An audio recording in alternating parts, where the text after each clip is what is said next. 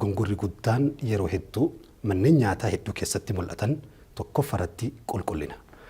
Mi'aawa qofa osoo hin ta'in nyaata halaala qofa osoo hin ta'in qulqullina kan qabu, namni dhiyeessu nama qulqullina qabu, manni ati itti dhiyeessitu mana qulqullina qabu, meeshaan ati itti dhiyeessitu ka qulqullina qabu taanaan matumti isaatu ibaadaadha. Qabeenyi ol aanaan addunyaa kana gubbatti ilmi namaa qabu. Kahuma tokkoon hin sharafamne, hin bitamne yeroodha. Mana nyaataa garii nyaata daqiiqaa 15tti hojjetamee dhiyaachuu qabu. Sa'a tokko guutuu irratti fixuun maamiloota kee akka harkaa bittinneessu keessaa tokko inni sadarkaa duraa irratti. Mana nyaataa biyya keenyaa keessatti immoo rakkoon guddaan sagalee muuziqaati. Muuziqaa ta'e yookiin nashiidaa ta'e humnaa ol kaasanii namni mataan isaa jeeqamaa rakkoo hamaa keessa seenu mana nyaataa hedduu keessa mul'ata. Manni nyaataa mana garaa qofaa miti, mana boqonnaa sammuuti. Foon lafee hin qabne, lafee foon hin qabne, gogaa rifeensa hin qabneen keessummaa simatan jedha Oromoon. Bismillaahi irrahmaani irrahiim. Assalaamu alaikum wa rahmatullaahi wa barakaatuh. Wantoota dhalli namaa bineensonni wanti lubbu qabeeyyii ta'an addunyaa kanatti ittiin jiraatan keessaa tokko soorata. Keessattuu sooranni ilma namaatiif godhamu akkuma kabaja isaaf rabbi laate sooranni isaaf dhiyaatu qabullee kabaja guddaa qabaachuu qaba. Kanarratti guyyaa har'aa qabxii tokko gabaabsinee kan waliin dubbannu ta'a. Waan guyyaa guyyaadhaan cufti keenya irra oollu barbaachisummaa jireenya keenyaatiif murteessaa ta'e. Ilmi namaa bakki inni irraa nyaatu bakka lama. Tokko mana keessa jiraatu, tokko immoo karaa gubbaa yookiin magaalaa keessa yookiin mana nyaata jechuudha. Nyaanni mana keessatti namni qopheeffatu dhimma isaatii isa ilaallata. Garuu nyaanni hoteela yookiin bakka nyaatatti qophaa'u kallattiidhaan islaamummaa seeraa fi fayyaa addunyaatiin kan wal qabatudha. Biyya keenyatti baay'inaan mana nyaataa keessatti dogongoroota kallattii adda addaatiin kan mudatu jira. Biyya addunyaa hunda keessatti osoo mudatu biyyoota qulqullina irratti hedduun xiyyeeffannee seera hedduun kabajnee amantii hedduudhaaf akka hin qabne keessatti akkuma Afrikaa hedduu keessatti agarru jechuudha. Gaafii tokko si gaafadhaati akka fayyadama mana nyaataa tokko seentee baatutti mana nyaataa tokko si'a tokko seentee nyaattee wayita baatu. Mana sanitti akka lammatan deebine kan si godhe maali? Ati yaa abbaa mana nyaataa kan ilma namaa tajaajiluuf balbala kee bantee nyaata gabatti dhiyeessitu. Gaafa jalqaba mana nyaataa kee bantu ilmi namaa sitti ori'a, sitti fiiga. Gabaan kee oowwaa ture. Garuu adada guyyaan achi deemuun, jiin achi deemuun namni maaliif sirraa baqachuu eegale? Waan kana of duuba laaltee beektaa? Waan kanarratti islaamummaan seera lafa kaa'e qaba. Amantiin islaamaa amantii masjidaa qofaa miti. Amantii dhimma mana nyaataa gabaa keessa waan keessa kennaa fi sammuu keenya guyyaa guyyaarraan fayyaa keenya waa hundaa wal qabatu amantii jireenya waan taateef seera kana wal qabsiiftee waan lafa keessa qabdi. Dogongoroota guyyaa har'aa dubbachuu deemnu qabxiilee muraasa keessatti gabaabsina. Sanirraa dogongorri guddaan yeroo hedduu manneen nyaataa hedduu keessatti mul'atan tokkoffaratti qulqullina. Qulqullinni kallattii afurii wal qabata. Jalqaba irratti qulqullina nyaataa, lammaffaa qulqullina meeshaa, sadaffaa qulqullina mana nyaanni itti bilcheeffamu yookiin kushiinaa kichinii ka jennuun, afuraffaan immoo qulqullina mana fincaaniiti. Wantoonni kunniin bu'uura mana nyaataatii fi maamila keetii wal qabatudha. Nyaanni tokko qulqullinaan yoo hojjetamne zayitiin isatti naqamu kan yeroon irraa dabre yookiin nyaatonni mi'eessituun atachi keessatti dabaltu kan yeroon isaa irraa dabru sababa yeroon irraa dabruudhaan baakteeriyaa uumu yoo ta'e nyaanni sun nyaata osoo hin ta'in ati dhukkuba gurgurattee mallaqa nama fuutee keessi kaa'ataa jirta jechuudha.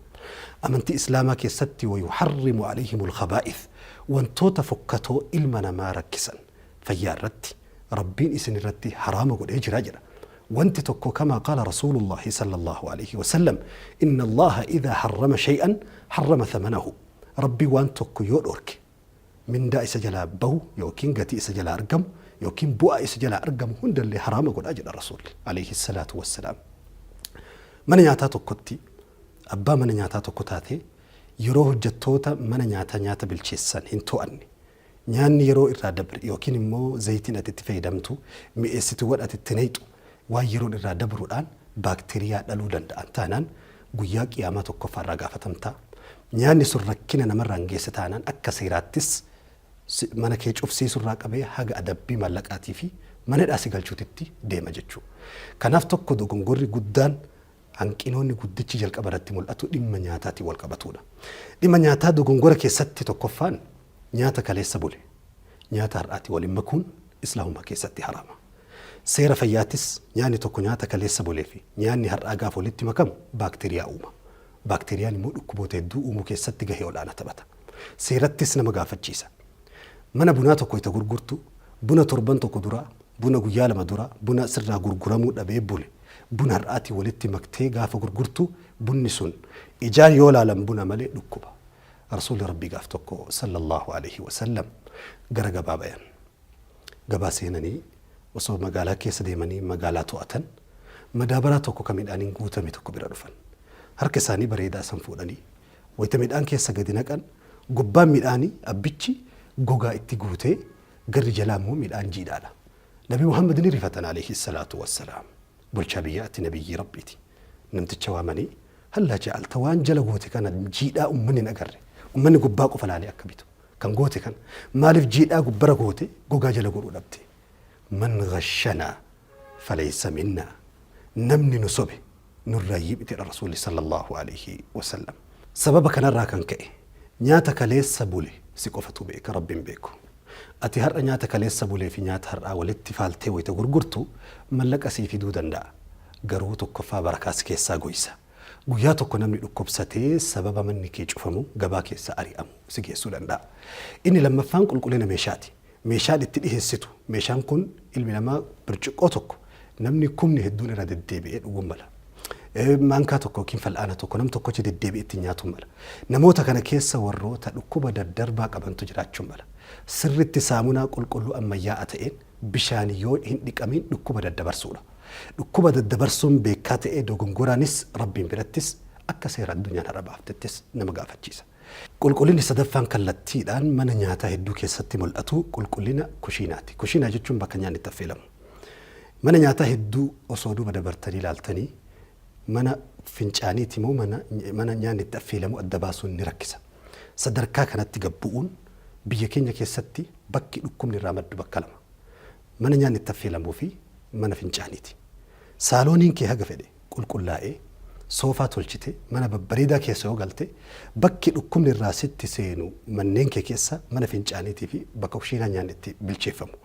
Bakki qulqulleeffamu malu fayyaafillee jireenyaafillee saayikoo namaatiifillee bakki qulqulleeffamu malu shintii beetii yookiin mana fincaaniitii fi mana nyaanni itti affeelamu ta'uu qaba. Garuu biyya keenya keessatti manni lamaan kun mana kufaa jechuun hin danda'ama. Bakka salphinni, dogongorri, hanqinni, guddisni ummata keenyarraa baay'inaan mul'atudha. Wantoonni kun sirreessuun keessattuu gaafa tajaajila ummataatiif baname irra ashaddu tahriiman haraamummaa keessa sadarkaan isaa ol ka'aadha. Tokko inni kana. Inni biraa qulqullummaa hojjettootaati.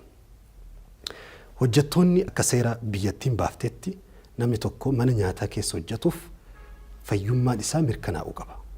Dhibeewwan daddarboo wantoota qaama isarraa mul'atuun mana nyaataa keessa dalaguun islaamummaa keessatti haraama. Akka fayyaattis baatii jahan hojjetaan mana nyaataa tokko irra deddeebi'ee akka fayyaa isaa qulqulleeffatuu qabu, fayyaa isaa laallachuu qabu, sartifikeetii yookiin waraqaa qulqullummaa isaa mirkaneessuuf qabatee mana nyaataa akka seenuu qabu. Seerri biyyattis akkasuma fayyaan illee islaamummaa illee ni jabeessa. Garuu biyya keenya keessatti heddumminaan gatii gadi aanaan namaa hojjetu argannaan nama haala keessummaa danda'u argannaan dhimmi fayyaa hedduu hin ilaalamu.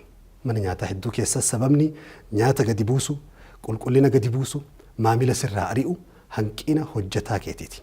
Kanaafuu qulqullummaan qabxiiwwan dubbanne kana keessatti islaamummaan akkaan jabeessa. Axxahuuru shaxurul iimaan. Akkuma Rasuulli Rabbii jedhan sallallahu alaihi wasallam qooda iimaanaa keessaa tokko qulqullummaadha jedhan Rasuulli alaihi salaatu wassalaam. Hadiisa biroo keessatti inna Allaha yuhibbu idhaa camila ahadukum camalan an yutqina. Rabbiin yoo hojii tokko isin hojjettan, hojii sanitti lubbuu gootan, qulqullinaan dhiheessitan Rabbi ni jaalataa jedhan. Nyaata mi'aawaa qofa osoo hin ta'in nyaata halaala qofa osoo hin ta'in qulqullina kan qabu, namni dhiheessu nama qulqullina qabu, manni ati itti dhiheessitu mana qulqullina qabu, meeshaan ati itti dhiheessitu ka qulqullina qabu taanaan matumti isaatu ibaadaadha. Manni nyaataa islaamummaa keessatti daldala qofatti ilaalamu, amaanaa fi ibaadaadha. Ilmi namaa mana nyaataa keesseen lubbuu kee fuudhee lubbuu ofii fuudhee harka kee kaa'ee jira.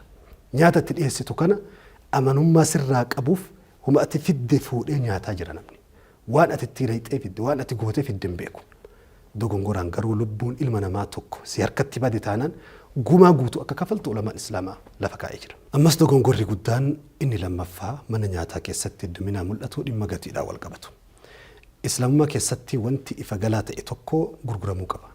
Nyaanni tokko gatiin isaa ifa galaa ta'ee beekamuu qaba barreeffamaan. Akka seerri lafa kaa'ettis meenuu yookiin immoo gabatee barreeffamni nyaataa fi gatiin isaa irra barraa'u irratti nyaataa fi gatiin isaa ifa galaa ta'e murtaa'aa ta'e tokko ifa galaa ta'uu qaba.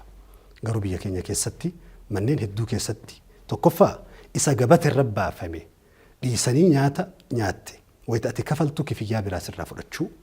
Lammaffaa immoo guutumatti gatii dhoksanii nyaata qofa si gurguranii yeroo ol kaatee kifiyyaa tokko kafaltu rifannootaan hedduu namaa sababa san maamilaa olitti bu'aa oolu. Inni biraa tokko dogongorri yeroo hedduu mana nyaataa keessatti mul'atu. Daldaltoonni gariin yoo gatii dabaluu sodaatan nyaata xiqqeessu. Maal jechuudha? Xibsiin tokko yookiin waddiin tokko dur nama lama nyaachisuu ka danda'u. Waan sababa gatiin tokko dabaleef gatii san dabaluu waan sodaatan xibsii san xiqqeessanii waan nama lamaa miti nama tokko qoobsuu hin dandeenye mallaqa ol aanaan gurguran. Kun islaamummaa keessatti dogongora. Namni gatii mallaqa kafalu saniin nyaata isaa kan wal madaalu argachuu qaba. Seera keessattis seera biyyattii keessattis haala saayikoolojii fi maamiltoota kee qabachuu keessattis nyaanni ati dhiyeessitu xiqqaa taha gatiin ati namarraa fuutu ol aanaa yoo ta'e tokkoffaa gabaa keetii irratti dhiibbaa ol aanaa qaba. Seera islaamummaattis dhorkamaadha. Ammas dogongorri tokko baay'inaan mana nyaataa keessatti hedduminaan mul'atu tokko dhimma keessummaa wal qabatu. Mana nyaataa hedduu biyya keenya keessatti ijaanillee ka agarre keessatti illee ka hirmaanne yeroo tokko nurrallee ka baay'inaan gahe manni nyaataa gariin sabummaa keetira dhaabbate yookiin amantii keetira dhaabbate yookiin uffannaa ati uffatturra dhaabbatee kabajni ni si kennu garaagarummaa qaba. Sababa uffata amantii tokko uffattee ati ol seenteef yoo gassi buusan yookiin amantii tokko ka isaanii ta'eef yoo ol kaasan yookiin immoo saba sirraa ta'e tokko namni tokko yoo ol seene isa gadi isa ol kaasanii isa saba biraa ammoo gadi xiqqeessuun yookiin immoo uffannaa ati uffattee seenterra dhaabbatanii kabaja si dhorkatuun yookiin kabaja si laatuun kun gatii namummaa keessaan ala. Namni tokko mana nyaataa wayita seenu nyaata kee tola ooltummaadhaan nyaachuuf miti mallaqa isaatiin bitataa jira. Dura dursoo wanni nama kana ummata ilaalcha kana mana nyaataa keessatti yeroo hedduu namaaf qabaniif galuu qabu mallaqa kee jechuun maamila mana kee seenaa jiru kana. Mallaqni kophaa dhufee kiisii seenu maamila kanatu mallaqa. Namni mallaqa isaa kabajachuu barbaade maamila isaa tikfatuu qaba. Nama tokko waan amantiin isaa amantii ati deeggartu ta'uu dhabeef gatii isaa gabbuusuun yookiin immoo tajaajila isaa xiqqeessuun dogongora guddaadha. Saba fedhe maan taane, amantii fedhe maan taane, daldalaaf eega gabbaate, tajaajila ummataatiif, hawaasaatiif eega gabbaate ilmi namaa kabaja walqixxummaa dhibbaa argatuu qaba. Kun yeroo hedduu dogongoroota mana nyaataa keessatti argamudha. Keessatti manneen nyaataa asii wanni dhaamu barbaadu. Mana nyaataa gariin iddoo ummata islaamaa itti kabachiisuun qabu. Baay'inaan tarii kan naannoo san fayyadamu musliimoota ta'uu mala. Garuu bakka du'aan qophaa'uuf. Yookiin immoo isaa miila dhiqatu fakkeenyaa yeroo wadda'atu isaa miila dhiqatu yoo arge arrabaa fi tuffii islaamummaaf qabuuf yookiin ibaadaa namtichi saniitiif qabu mana nyaataa keessatti mallattoo islaamfoobiyaa fakkaatuun mana nyaataa hedduu keessatti hamilee amantii islaamaa ijoollee hedduu ka xiqqeessan argaa oolla. Manneen nyaataa amantiirra dhaabbatanii yookiin sabummaarra dhaabbatanii uffannarra dhaabbatanii yookiin nyaata ati gatii ol aanaa bitatte nama nyaata gatii gadi aanaa bitateen garaagarummaa qaban ilaaluun kun tokkoffaa aduwwii kiisii ofii ta'uudha. Sababni isaa namni har'ate xiqqeessite lammata mana kanatti hin deebi'u. Gaaf kana ka'ati dhabaa jirtu nama osoo hin ta'in mallaqa silaa kiisii keesseenuu qabu.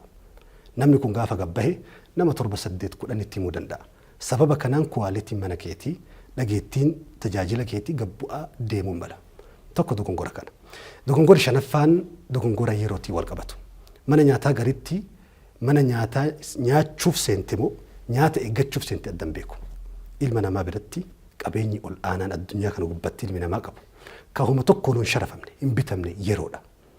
Mana nyaataa garii nyaata daqiiqaa 15tti hojjetamee dhiyaachuu qabu.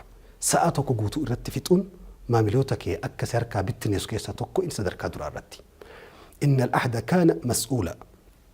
Nam tokko nyaata wayita ajajatu nyaata kee guyyaa guutuu as taa'ee eeggachuuf miti. Dhimmoota hedduuf ariifata. Wantummaan namni mana nyaataa seenuufu manatti galee dalagatuu danda'a namni. Mana irraa nyaatu qabaachuun mala namni. Garuu wanti namni mana nyaataa seeneef yeroo isaa qusachuuf. Garuu mana nyaataa gariitti kamaamillummaan fayyadamuu xiqqaadha. Namni achi seenuu muraasa ka wanni dalagan hedduu hin jirre nyaata daqiiqaa 10 dhihaachuu qabu. Sa'aa tokko fixuun zulmiidha. Zulmiin immoo islaamummaa keessatti haraama. Gatii keetii irratti, dhageettii mana keetii, qulqullina mana keetii irratti, maamila keetii irratti dhiibbaa hamaa fida. Manni nyaataa kun sa'aatii nama harkaa gubaan seenaa jedha namni. Sababa kanaaf ofumarraa iyyuu qabne mana nyaataa hedduu kabaqannu qabna jechuudha. Kanaafuu dogongora kana warroonni mana nyaataa sirreeffachuu qabdan. Inni biraa dogongorri mana nyaataa keessatti yeroo hedduu mul'atu naannoo lookeeshinii filachuu dhabuudha. Mana nyaataa garii mana gatii giddu galeessaa yookiin gatii gadi aanaa argachuu qofarratti xiyyeeffata. Dhimma lookeeshinii mana isaa bira jiruu hin ilaalu. Fakkeenyaaf mana nyaataatiif manni rifeensaa wal bira banamuun seeratti likkii miti. Islaamummaa keessattis bakka shakkii qabuu fi qulqullina irratti dhiibbaa hamaa qabu. Rifeensi bubbeedhaan lafa fagoo deema. Gaara bahuu danda'a, laga ce'uu danda'a. Garuu mana ollaa jiru keessattuu mana nyaataa guyyarraa filamaa oolu maskootii yookiin foddaadhaan galuu danda'a, balbalaan seenuu danda'a. Keessatti of eeggannoon mana sana akkaataan jaarmaa mana sanii sirriitti yoo kan eegamne ta'e. Lammaffaa naannoo akka bubbee fakkeenya naannoo simmintoo iddoo awwaarri baay'inaan itti ka'u. Kana wal qabsiisee qabxiin tokko immoo warroota nyaata alatti gurguran. Fakkeenyaaf nyaata buskutaa waan akka bombaliinoo qoqorii waan xiqqoo karaa irratti gurguranii namni kararra fudhatee dabru nyaatni eeguun hin jiru. Gaarii irratti baasanii kafestaalli tokko itti maramne eegumsi tokko isaan godhamne wantoonni akkanaa islaamummaa keessatti dhorkaadha. Laa darara walaa diraara. Ofillee rakkisuun namallee rakkisuun dhorkaadha. Nyaanni qulqullina hin qabne qaama namaa yoo seene dhukkuba ta'a. Ilma namaa dhukkubaan faaluun sababa hanqina keetii islaamummaa keessatti mallaqni sun mallaqa haraamaati. Qulqullinni dirqama. Warroonni nyaata ala gurgurtan ta'e mana nyaataa keessa gurgurtan ta'e lookeeshinii naannoo keessan jiru mana san iddoo kamitti akka fuudhaa jirtan adda baaftanii beekuu qabdan. Abadan iddoo garii sababa qulqullina naannoo isaatiif nyaata gonkuma ka eeguu hin dandeenye jira. Kanaafuu warroonni mana nyaataa tokko bantan iddoo itti bantan laallachuun naannoo itti bantan laallachuun dirqama islaamummaa keessaati jechuudha. Dogongorri inni jahaffaan baay'inaan mana nyaataa keessatti argamu dhimma sagaleetii wal qabatu. Akka warri fayyaa lafa kaa'utti an ogeessa fayyaatii miti. Warri ogeessa fayyaa taatan dhimma kanarraa dubbachuu ni dandeessu itti dabaltanii. Namni tokko sagalee ol aanaa sagalee guddaa tokko itti dhagahu sammuun ilma namaa sagaleetti hin beekuu jedhama. Balaa guddaa wahii kan naannoo kana jiru jedhee fudhataa jedha sammuun ilma namaa. Sababa kanarraa kan ka'e kallattiin dhiigni deemu yookiin immoo xiyyeeffannaan narvii keenyaa kallattiin sammuu keenya irratti xiyyeeffatu dhimma sagalee nu jeeqaa jiruu saniiti malee nyaata fudhataa jirru kanarra bilcheessuu fi sirna daakinsaa irratti xiyyeeffatu jedha warri fayyaa lafa kaa'uu dandeessu. Islaamummaa keessatti sagalee humnaa ol kaasuun dhorkaadha. Rabbiin suuratu Luqmaan keessatti ala lisaani Luqmaan seera gaafa inni ilma isaa gorsu keessatti waqfid min sawtik yaa ilma koo sagalee kee gabbuusi. Giddu galeessaan haasayi. Inna ankara al-aswaati irra fokkataan sagalee wanii la sawtul hamiir sagalee harreetii jedhee Rabbiin Qur'aana keessatti suuraa Luqmaan gaafa Luqmaan ilma isaa gorsu lafa kaa'e. Islaamummaa keessatti sagalee humnaa ol kaasuun dhorkaadha. Umar bin Abdul Aziz rahimahullah namni tokko jedha nama itti haasahu san qofaaf sagalee laatuu qaba jedha. Maal jechuudha? Haguma nama itti haasahu san namni kun nama tokko yoo ta'e sagalee nama tokko qofa gahu ol kaasuu qaba. Wanti namni asirraa balaa buusee walitti iyyuuf bilbila wayita kaasu akka malee iyyuuf mana nyaataa keessa kun garasii lallabee akka nama manna haaraa jiru yookiin immoo iddoo magaalaa gabayaa keessa jiru manni nyaataa gariin. Tokkoffaa warrummaan maamiltuu warrummaan achi keessa uummata tajaajilu saraatanyoonni achi keessa jiran sagalee gabbuusu dadhabuu jeequmsa walitti lallabuu wantoonni akkanaa wantoota safuu cabsu seera cabsu amantii keessattis dhiibbaa qabu maamila irratti illee jeequmsa hamaa qabu keessaa tokko. Fakkeenyaaf googiliiwwan addunyaa seentee yoo ilaalte hoteelota Itoophiyaa biyya keenya keessatti wanni himatamuun tokko sagaleedha. Seerri faalama sagalee seera biyya keenyaa keessattis tumamee lafa jira. Seerota biyya garii keessattis akkasumatti akkuma addunyaattuu jira. Islaamummaan hunda dura dursitee dhimma sagalee gadi qabu namni wayita haasa'u suuta haasa'u yoo sagalee bane suuta banuu dhorkitee jirti Islaamummaan sirritti. Tokkoffaa Itoophiyaa keessa yookiin biyya keenya keessatti bal'inaan kallattii amantiitiinis masjida irraa fakkeenya yeroo adhaana lamaanii yookiin wayita adhaanaa fi iqaamaa yookiin salaachisan malee sagalee nashiidaa ta'e sagalee qur'aanaa bananii jeequun bid'aa yookiin dur hin jirre islaamummaa keessatti dhufteedha. Khayrii miti sharriidha malee. Ilma namaa tajaajiluu miti ilma namaa jeequudha malee.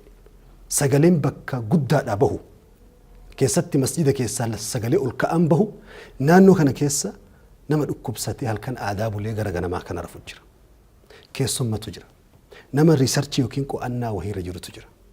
Ijoollee daa'imman haati dirqiin ofirraa raffiftee jira. Balaawwan hedduu hattaa yookiin uumama biraatu yoo jiraachuu baate tasgabbii ilma namaa irratti dhiibbaa qaba. Islaamummaa keessatti sagalee adhaanaa fi ibaadaa rasuulli rabbii nu barsiisan saniin alatti sagalee biraa baasanii ilma namaa jeequun dhorkaadha. Qabxii kanaa wal qabsiisee qabxii kana kaase. Mana nyaataa biyya keenyaa keessatti immoo rakkoon guddaan sagalee muuziqaati.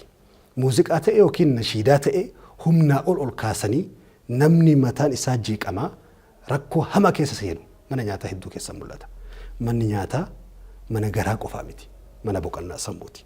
Namni waca addunyaa keessa deemee hojii keessa oolee dadhabbirraa boqachuudhaaf mana nyaataa yookiin hoteela seena. Yeroo achitti ati sagalee ispiikara guddicha yookiin sagalee humnaa ol itti bantee jeeqxu manni nyaataa kun bakka tasgabbii hin qabne akka ta'e waan beekuuf amma booda lammoota si deebi'uu dhabuu mala. Diinagdee keetii irratti dhiibbaa qaba. Akka islaamummaatti illee dhorkaadha. Warroonni mana nyaataa qabdan sagalee guututti balleessuu danda'an yookaan immoo humna gadi buusanii akka nama jeenitti gochuun amantii islaamaa keessatti sin gorfama. Keessatti warroonni mana nyaata muslimaa bantan intarnaashinaala goona jechuudhaan maamiloota adda addaa hawanna jechuudhaan muuziqaa banuun isin irratti haraama. Mana nyaataa muslimaa hedduu keessatti nama hunda hammanna jechaadhaan akka waayyoo amantiin quraana bane yookiin immoo nashiidaa bane namni muslimaa qofti seenu gochuuf nu harkaa ta'aaf muuziqaa banuu yookiin sagalee nama jeequ biraa banuu dhorkaadha. Quraanallee ofirraa dhiisi. Nashiidaallee ofirraa dhiisi. Muuziqaallee ofirraa dhiisi. Namni kamana kana seeneef waa dhageeffatuufi miti. Nyaatee bahuufi. Tajaajila namni barbaade san guutuun guututti islaamummaa keessatti akka namni argatee ajrii irraa argattu ta'uu qaba. Daldalli kee daldala kiisii qofa galu osoo hin ta'in daldala aakiraa sanduuqa qabrii keetti galu ta'uu qaba. Islaamummaa keessatti manni nyaataa waa sadiirra dhaabbata. Tokkoffaan halaala ta'uudha wanti dhiyeessitu. Mana nyaataa san keessatti wanti dhiyeessitu halaala qulqulluu ta'uu. Foon yoo ta'e akka islaamummaan jedhetti tokkoffaa bismillaahi waan gorra'ame. Lammaffaan dhiigni sirnaan kan jige ta'uu qaba. Dhiigni qaama keessatti silaa jiguu qabu yoo hafe qaama keessatti dhukkuboota uuma. Dhukkuboonni achi keessaa bahu immoo ilma namaa irra dararaa hamaa qaba. Kanaaf foon islaamni qalu foon addunyaa keessaa sadarkaa ol aanaa fayyummaa irratti warri saayinsii mirkaneessee jira. Tokkoffaa bakka foon irraa fuutu qulqullummaan beekuudha. Mana nyaataa gariitti wantoota dogongoraa safuu cabsan re'ee ayisuuzii keessatti fe'anii fidan re'ee achi keessatti ukkaamamtee duute gatii gadi aanaadhaan warra konkolaataatii walii galuun re'ee duute gurguranii dhoksaan nyaata jettee ilma namaatti dhiyeessitu har'aaf mallaqni kiisii keen gala. Guyyaa tokko rabbi si qabsiisa manni keelleen cufama aakiratti illee rabbi si dhiisu. Nyaata akkasii dhiyeessuun buddeen hoyta dhiyeessitu wantoota hin taane itti makuun keessatti nyaata garii kalarii qalamii waan akka isa bareechu ijatti yoo ilaalan bareedu qalamii itti naqamu jira. Qalamiin kun humnaa ol yoo ta'e qaama namaa irratti dhiibbaa qaba. Bareechuu qofaaf miti. Mana nyaata garii akkaataan kushiinaa keessa nyaanni itti hojjetamuu fi akka itti uummataa dhiyeeffamu gargara. Kanaaf islaamummaan mana nyaataa tokko waa sadira dhaabbatti. Tokkoffaan halaala ta'uu. Kuluu mimmaa fil ardi halaalan xayyiba. Halaala ta'uudha tokkoffaan waan rabbi hayyame. Nyaata dhugaatii keessatti. Lammaffaan xayyiban ta'uu qaba. Wanti sun xayyiban jechuun waan qulqulluu ta'uu qaba. Halaala qofa ta'uu qofaa miti. Qulqulluu isaa eeggachuun qulqullummaan maamila keeti, mallaqa keeti. Sadaffaan kabaja irratti dhaabbatuu qaba. Namni nyaata fuula guuraa nama kennan nyaata osoo gadi hin ta'in akka waan summii galli qimsaa jirutti ilaala. Mana nyaataa fuula namatti guuraa, arrabaan nama waraanaa, amala fokkattuu nama agarsiisaa akka warri chaayinaa jedhu in lam tastati an tabtasim falaa taftah dukaanan. Seeqachuu yoo hin dandeenye mana nyaataa hin banin daldala suuqii hin banin jetti chaayinaan. Sababni isaa namni nyaata qofa nyaachuuf hin dhufu. Amala laala namni. Namni gariin fuula cufee wanni inni mana banuuf hin jiru. Fuulli isaa cufaadha. Balballi isaa banamuu hiikan qabu. Balbala cufaa fuula banatu irra wayyaadha. Akkuma Oromoon jedhu keessummaa waa sadii hin simatan jedha Oromoon. rifee foon lafee hin qabne lafee foon hin qabne gogaa rifeensa hin qabneen keessummaa simatan jedha Oromoon.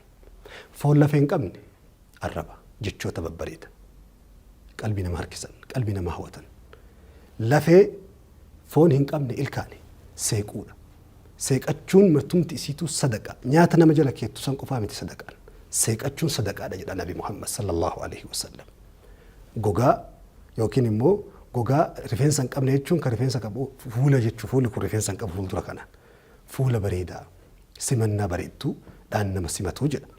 Gaafa amaanaa tiksinee kallattiidhaan kaayyoon keenya birrii kiisii funaannu qofa osoo hin taane hawaasa keenya tajaajiluuf qulqullummaan wanni ati gabadhi heessitu bareeda ta'u rabbiin hojii kee keessa barakaa si kaa'a.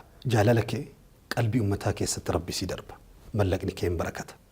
Ummata keessaa mul'atteen dhabamtu itti fufta. Gabayaan kee hin gabbata. Ajrii qofa osoo hin ta'in waan kiisii kaatan ujira qofa osoo hin ta'in waan kiisii kaatan ajrii akiraallee si ta'a. Manni kee mana barakaa si haa ta'u. Seera rabbii seera biyyattii fayyaa dhala namaa eegi. Wassalaamu alaikum wa rahmatullahi wa barakaatu.